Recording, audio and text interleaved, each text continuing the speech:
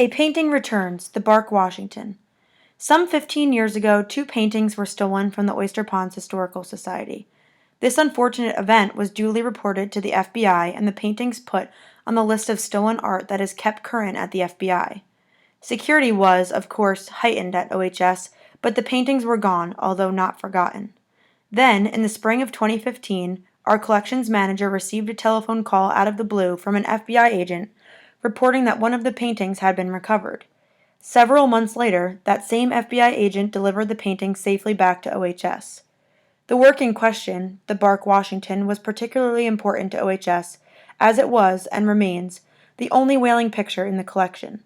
Furthermore, the vessel has a strong connection to Oysterponds, as the Washington was once captained by Edwin P. Brown, the only whaling captain who lived in Orient during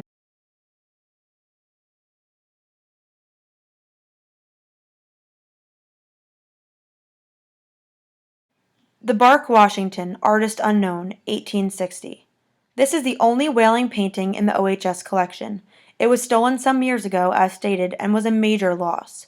When about a year ago we received a call from the FBI saying they had recovered the painting, which was a cause for celebration. This exhibition brings together some of our rich collection of whaling material, including several items that are directly related to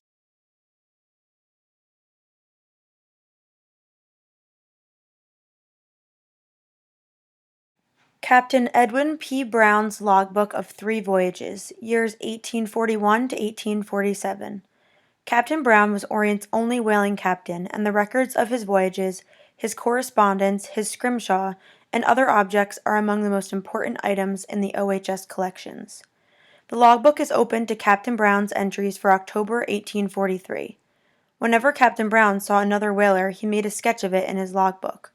This sketch represents the Henry, also out of Sag Harbor, and captained by George B. Brown. As the two captains knew one another, they exchanged visits on the high seas, rowed over to one another's vessels.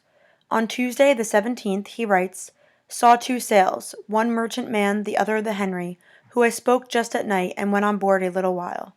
On Wednesday, the 18th, Captain Brown writes, "Steering southeast by east in the company with Henry and had Captain Brown."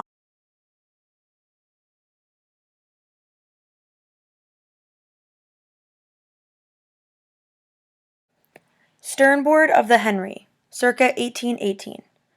This is the sternboard of the Henry, the very vessel that Captain Brown visited on the high seas during his voyage on the Washington. The Henry was built in 1818 and joined the Sag Harbor whaling fleet in 1828.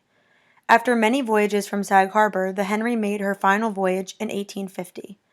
An advertisement shows that the Henry was to be sold at public auction on October 4th, 1850. Presumably, this sternboard was part of that auction.